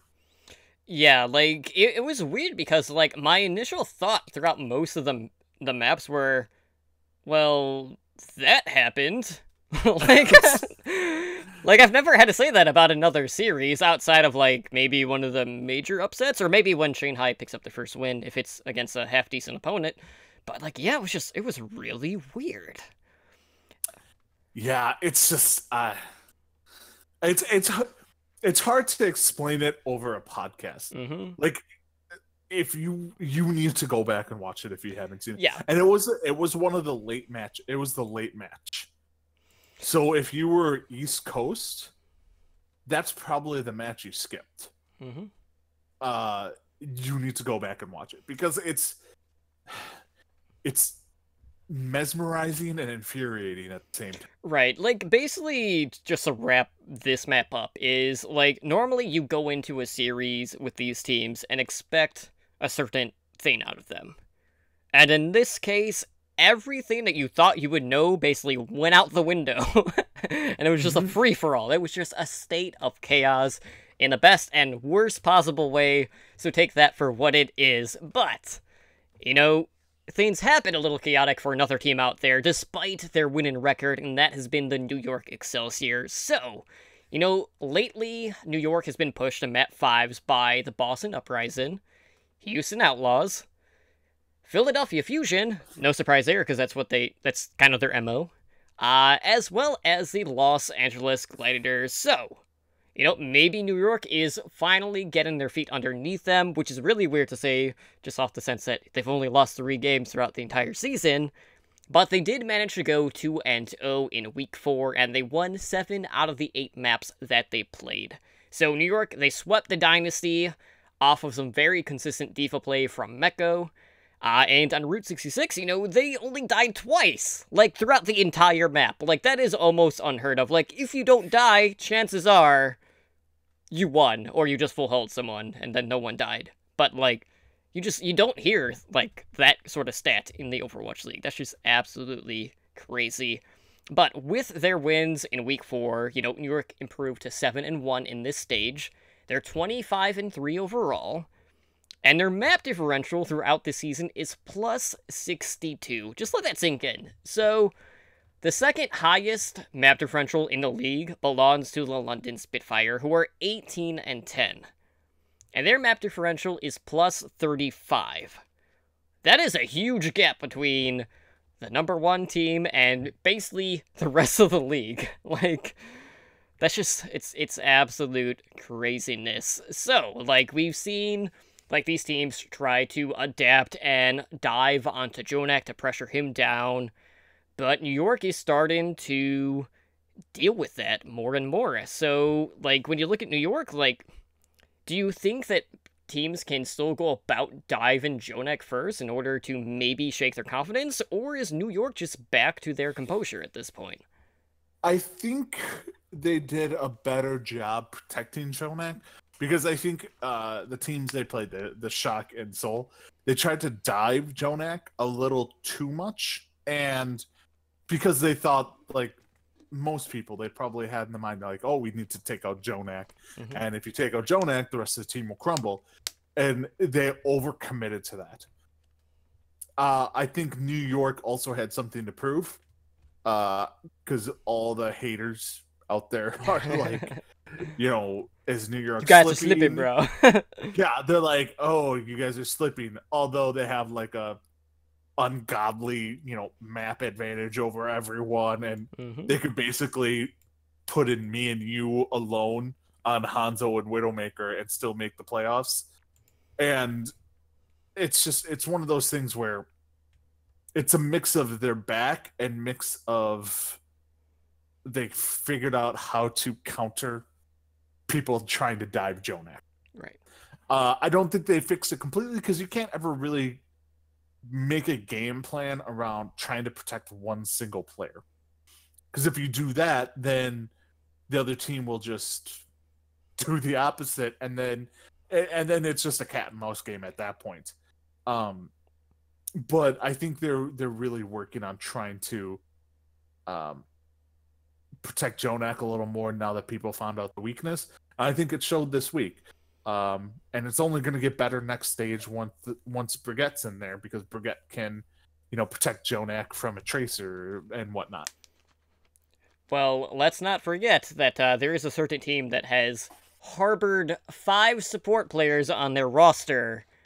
And, you know, we make a lot of claims about, well, how's Boston going to look when Dive is no more? Well, they have 5 support, so chances are one of those 5 will be made in Brigitte in Stage 4, and, you know, it just shows, like, they were playing a long game, and it could very well be the case where we are going to be seeing triple support in Stage 4. So I'm very curious to see what Boston is going to do moving forward. But moving on, guys, it is playoff week. We got 2 more days of action coming to you, and yeah, that playoff picture is shaping up. We have Boston and New York definitely in. Valiant are looking very good. They're more than likely going to get that 3rd seed, and then the 4th seed is either going to go to the LA Gladiators, who are the heavy favorites as of right now, or the Philadelphia Fusion, who still have a chance. They're not completely ruled out, but they're definitely going to need a lot of help. So let's talk about what games we still have yet to come this week before we hit the stage playoffs. So on Friday, kicking things off at 4 p.m. Pacific time, we have the LA Gladiators going up against the Boston Uprising. So Boston, they've won 12 straight. They have the longest winning streak in Overwatch League history. They are playing right now, as a matter of fact, against the LA Valiant, and I think they're up 1-0 right now. Yeah, they're looking pretty good. But, out of all of the weeks, this is the week that potentially they could lose. But with how they're looking, there is a very good chance that they are going to go undefeated in this stage. They're looking at a 10-0 run. And, there's a few ways to look at this. They have so much momentum that maybe their momentum won't be stopped. But if they drop a map, who knows if they can regain that momentum that they had during that win streak. So much has been going right, but it's a lot easier to win than it is to lose. Than it is to, deal with losing, basically, is the best way to look at it. Sorry.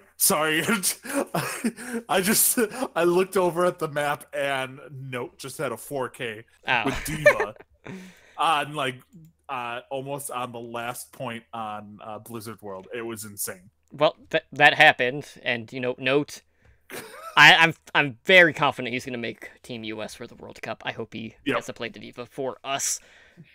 Or Matt, one of the two, but I would love to see both of them on the roster.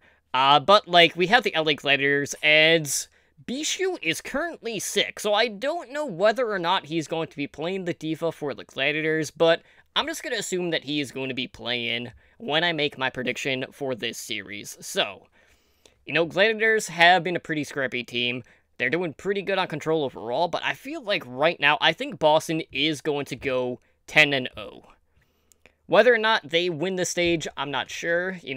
Things are looking good, but, they've beaten New York once, but can they beat them again when New York comes in prepared? That's really, the biggest question mark that I can't wait to figure out once we do hit the stage playoffs. But I think Boston will take this series against the Gladiators. I think it will be a close series. I could see this one going 3-2, but in my heart, I say 3-1 in favor of Boston in this one. Gladiators are still going to hold on and get that 4th seed over Philadelphia, especially when you see who the Philadelphia Fusion have to finish the stage against, because it is one of the other playoff teams, so they might not even have control of their destiny by the time we get to that game. But that second series on Friday at 6 p.m. Pacific time, we have the 1st place New York Excelsior going up against the lowly 12th place Shanghai Dragons. So Edinar, Shanghai looking for that first win. Can I call 5-0? Sure. I'm going to go with a 5-0 win for the New York. I don't see how Shanghai's going to take a map. I mean, the only way Shanghai takes a map off of New York is if they forfeit. If they basically bench all their if basically they just bench all their normal players. Well, here's the thing: they only have 9 players, so they're still gonna have half of their starting lineup. Oh well, yeah, no, then it's fine. Because I mean, I could see them if they had a full of benching their normal starting 6, because they're not gonna improve, I don't think, on their positioning for the playoffs. Because I think Boston's gonna take 1st place. I think with a win tonight, if they beat the Valiant, they clinch 1st place for the stage. Maybe wrong, but either or. I think they're going to essentially have it all wrapped up before they even play a game. And I think they will. Yeah, they're gonna lob it in there, give Sebiobi and Jonak a day's rest. I wouldn't expect them to play because honestly, I hate to say Shanghai, they're a cakewalk match. At this point, they may not be next stage, but right now it's they throw up no competition, especially against Excelsior. Like especially against like the bottom 6 of the Excelsior. Like I just don't see how they don't them. Yeah, I mean, you look at the improvements that they've made, and, you know, Gagiri has been playing out of her mind on the Diva. Note has been equally as impressive. I think Gagiri overall and Otto have been the 2 highlight players of Shanghai, but when you compare them to New York, it's night and day difference, so yeah, I don't see a situation where Dragons pick up a map here. And then at 8 p.m. on Friday, this is another tough one. My 2 dads are fighting when the London Spitfire take on the Seoul Dynasty, and as a fan, I love and hate this particular match because one of them has won the past 16 maps off of the other, but I support both teams, so it's like I root for Seoul to win, even though they've lost the last 16 maps against London or the GC Busan half of the roster. But, like, I want to see London do well, but I want to see Seoul actually get up. I want to see them take a map. That's basically all I want of this series. If Seoul takes a map, I will be happy. If it's another 4-0 and Seoul just gets stomped, I don't know what I'm going to do. I don't know if my heart can process that. If Seoul gets 4-0'd on this, I'm sorry. If they get 4-0'd on this, I don't think it's meant to be for Seoul. Ever. This is the strangest thing, too, because Seoul, when they've gone up against New York outside of the last series, they've been taking a map or 2 off of New York. Except for the last series. But against London, it's not happening. And London plays that very in-your-face, aggressive style. And New York is more like Seoul, where they're more... They try to deal more passively and try to adapt. Now, Seoul... You know, this has been kind of a common thing. They haven't adapted as much as they should. And, you know, London, they're not going to have Bird Rain. So that could potentially open up a little bit of wiggle room for Seoul. So, you know, if I follow my head, I would say 4-0 in favor of London. But since Bird Rain is out, I think Dynasty will at least take a map. But I'm still tilting in Spitfire's favor 3-1 in this series. And speaking of the Spitfire, they're playing back-to-back because they have the close-in match on Friday and then the open-in match on Saturday. So, opening things up at 1 p.m. Pacific Time on Saturday, we have again the Shanghai Dragons going up against one of the Korean powerhouse teams in the London Spitfire. So, you're expecting 4-0 against New York. How is Shanghai going to fare against London? Is it going to be any better, or are you expecting more of the same? 4-0. I'm sorry, like, Shanghai got the shit draw this week. I mean, you're playing New York, and then you're playing Spitfire, who's playing for their playoff lives at this point. I mean, I don't think they have a shot in hell of making it, but I don't think that will stop them. And London is still one of the most talented teams in Overwatch League. Despite their record for this stage, they're still one of the most talented. I mean, they were stage 1 winners. They've got skill. Like, so they're going to 4-0 them. Outside shot 3-1 because Shanghai is scrappy. But yeah, it's 4-0 for me. I mean, Gaguri, as good as she's playing, is it's not good enough. Mm-hmm. Yeah, we'll see whether or not that will change with Stage 4 when, you know, we have some Zarya maps in the rotation, which we're both pretty excited about, so I'm looking forward to that. But moving on Saturday, for that mid-match at 3 p.m. Pacific Time, we have the Seoul Dynasty going up against the Houston Outlaws. Okay, so this map pool is pretty interesting. So, for one, both of these teams have not won on Numbani, so that is going to change. Someone is going to win. So, let's toss this one out for a moment. Numbani isn't going to matter. That one's a coin flip, based off of how they've done on the map. Temple of Anubis has been a really good map for the Seoul Dynasty. I want to say they're like... Or am I thinking of Volskaya? It might be Volskaya. Temple of Anubis, I think they're 3-2 on Temple of Anubis, so not so good, but the Outlaws aren't really great on Assault. Outlaws are like 2-5 on Anubis, despite it being a Junkrat map, so I would favor Soul in this case. They also play on Nepal, and Control is another one of those ones that's pretty split.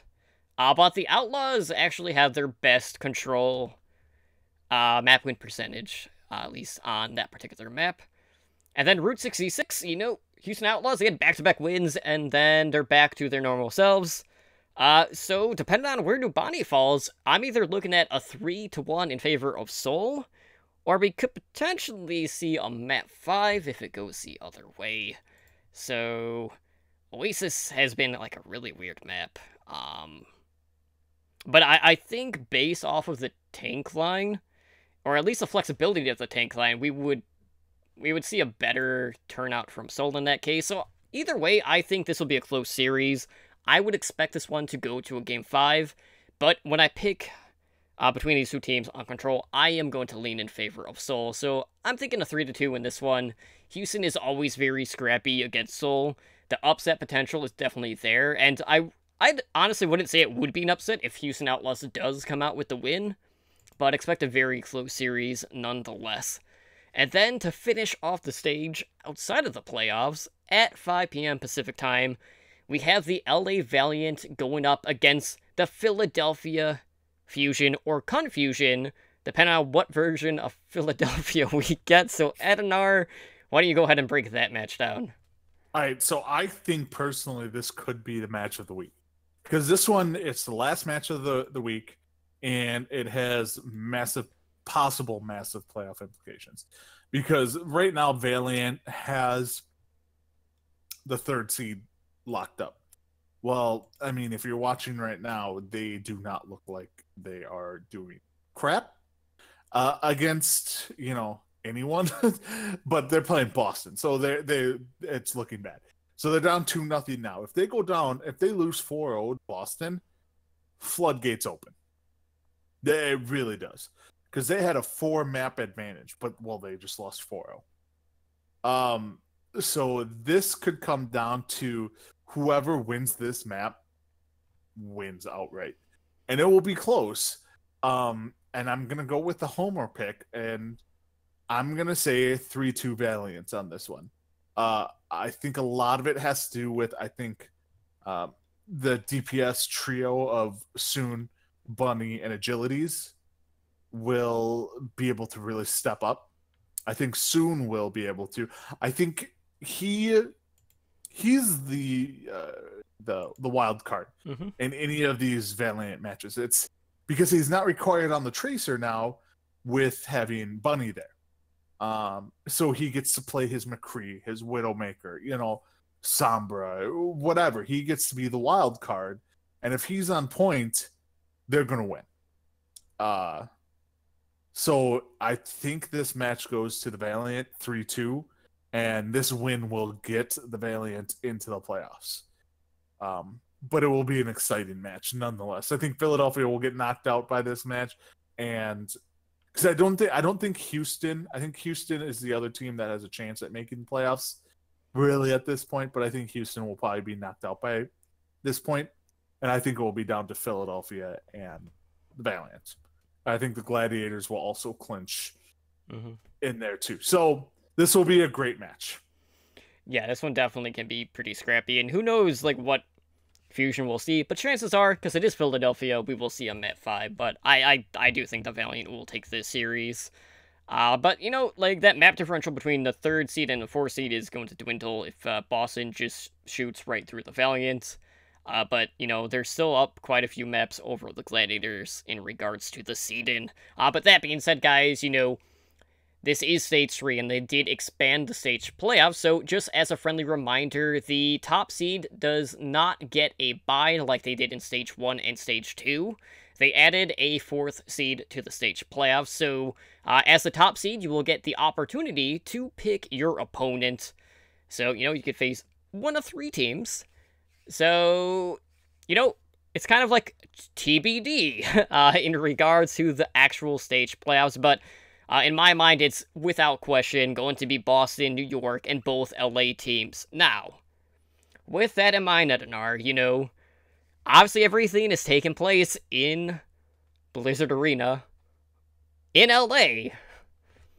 Like, do you expect us to get no LA teams, or do you think we are just going to get at least one LA team in the finals? Because, like, if Boston picks one of the LA teams and then New York gets the other, chances are we might not get to see an LA team in the finals. But either way, like, there's going to be a lot of hype in that arena with both LA teams in contention right now for the playoffs.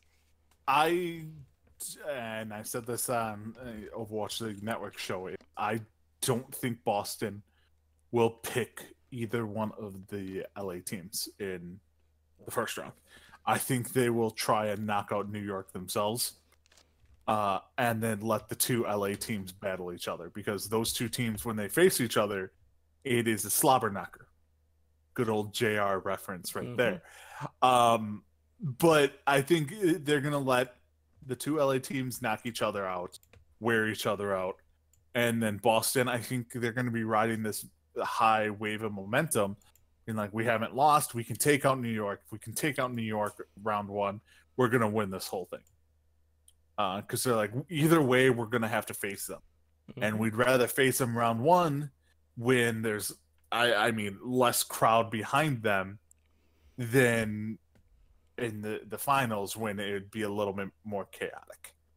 And then by having the two LA teams battle each other, like, for the LA fans, that's kind of like their Super Bowl. Right. Like, they're going to go all out for that match. And it's been a very back and forth, too, between the two. Exactly. And then when you cut the fan base in half, going into the championship game of the LA fans, then it really makes the crowd non-existent. I mean, not non-existent, but less of a factor, really. So I think it would be smart of Boston to choose New York round one. Yeah, like, I really want to see the LA teams battle one another, but, like, if it's not going to be in the finals. Like, I don't see a way that both of them could get past Boston and New York.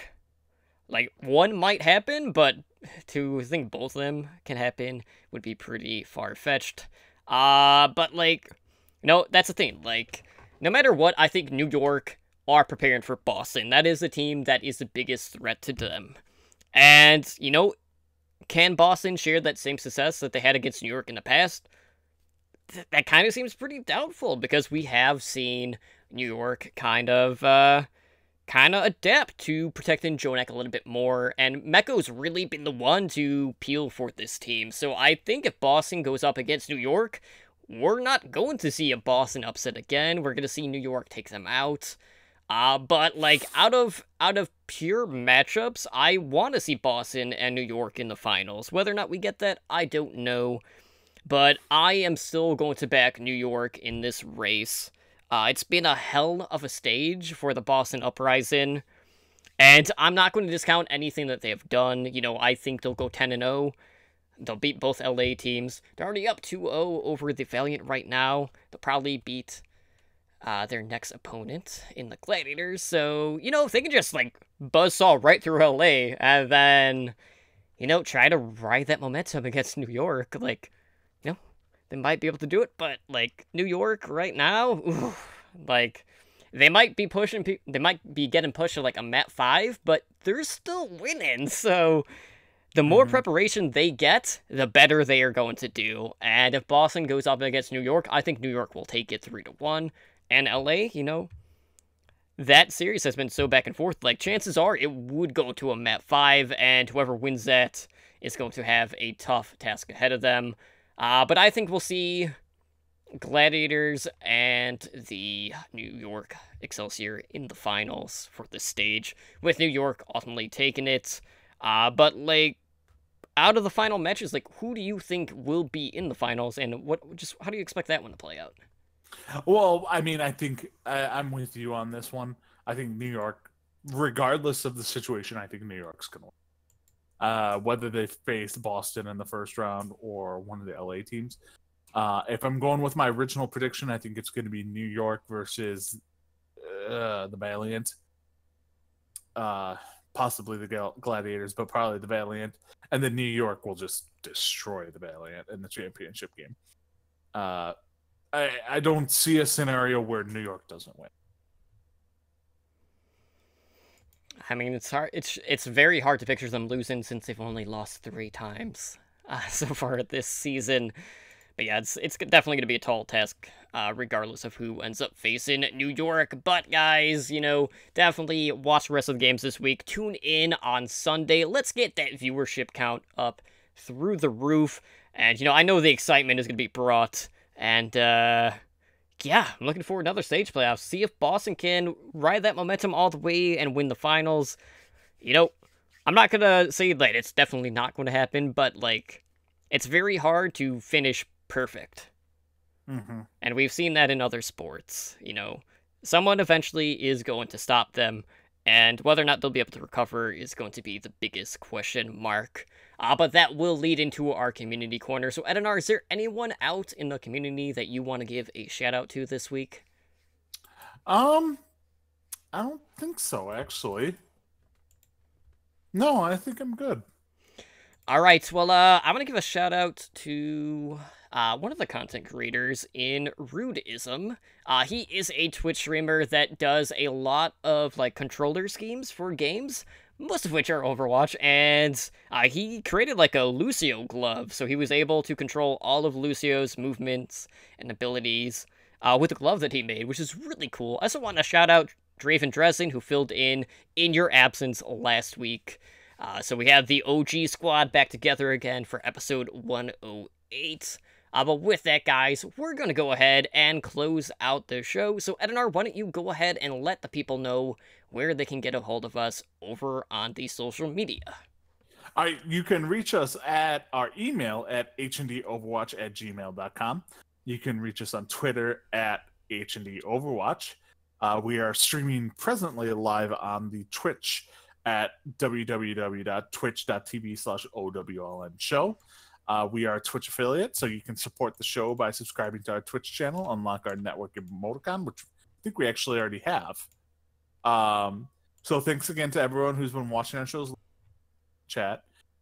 You can catch us on Thursdays at 5 p.m. Pacific, OWLN on Monday at 7 p.m. Pacific, and the back cap Wednesdays at 7 p.m. Pacific, with a caveat.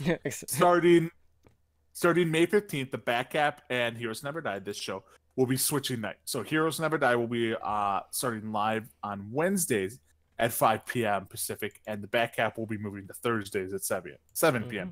So we're just flip-flopping days. Nothing too crazy. Yeah, we also have another caveat, too, because the back cap is actually going to be live after H&D tonight, since I was out yesterday. So there's 2 caveats, but really we are having a schedule shift in the very near future, guys. So pay attention to that. You'll get 1 show a day earlier and 1 show a day later. But, the RSS feed is still going to see the releases on the same days.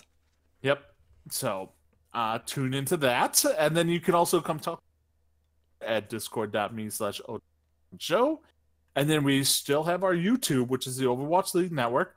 I think we're at, 75 out of 100 subs, right around there, to get our own custom URL for the Overwatch League Network. So let's make that happen out there, folks. I think we have... our next game night. Our next game night will be held Saturday, May 19th. So join us at 7 p.m. Pacific for another night of friendly community competitive games. Games will be streamed live on our Twitch channel by Totally Drunk. I will hopefully be there this time to cause some shenanigans. So that should be it. Totem, what do you got? All right, well, I do have a bit of an announcement to make, and if you've been following my Twitter, you've probably seen me tweeting about this to try to, gain a little bit of traction, but I do want to officially announce this project that I have been working on, and that is Overwatch Recall. So the first release of Overwatch Recall is going to be happening on Sunday. So basically what I've done is I have compiled a list of the Overwatch League, and the Path Pro podcast for a podcast directory specifically for the game. So on Sundays moving forward, I will be posting Overwatch Recall, which will list all of the latest episodes from your favorite Overwatch-related podcasts out there. And, I was really surprised to see just the sheer amount of content that is out there right now, and hope that this can maybe shine, some light on some of the other content creators out there, and help them gain a little bit of traction, so hopefully, listeners can find some new shows to listen to, because there's a ton of shows out there right now. I actually do have the directory up on our website, at owlnshow.com/OWRecall. So that's live right now. You can go check it out. You can find all the links to all the podcasts out there. And you can see exactly what I'm talking about when I say, there is a lot of stuff out there. It's just absolutely ridiculous. There were 18 general Overwatch podcasts that I found, as well as 23 that are specific to Overwatch esports. I do have, a list for, some of the currently inactive podcasts, and that is basically, anyone that hasn't posted an episode within the last month. So there's only a couple on that list, but, the fact that we have, 41 Overwatch podcasts absolutely blew my mind, and I know there's more out there, so if you are listening to this and you have Overwatch content out there in a podcast form, please let me know, reach out to me. Link me to your RSS feed or your Twitch, whatever route you go with your episode releases, so I can add you to this directory. But expect, the first full listen to be out on Sunday for all the latest episodes. But, in the future, who knows? We might see maybe a show revolving around this, so we can kind of get to know some of the other content creators and their work just a little bit better. But that's kind of be dependent on a few things, one, how long this is going to take, because this is going to take some time based off of how many podcasts are out there that are currently active, and I just got to see how much traction is out there for the directory in itself before I make a decision on that. But, I'm very excited about this. Hopefully, the community finds some new stuff to listen to, and I'm just looking forward to spreading some love out there for all of the other content creators. So, with that being said, obviously, you and I are here pretty much every week, and there are a few ways that you can get a hold of us. So if you would like to find myself, Tumblely Drunk, you can find me over on Twitter, at TumblyDrunkCTR. I do stream, but you guys know this by now. I stream primarily on the channel that hopefully you're currently at right now at twitch.tv/OWLNshow. But Edinar, where can people get a hold of you over on the social media? You can go ahead and find me on the Twitter at Edinar Overwatch. I don't presently have anything signed up for Twitch at this moment. Hopefully in the future, but I should be having that soon.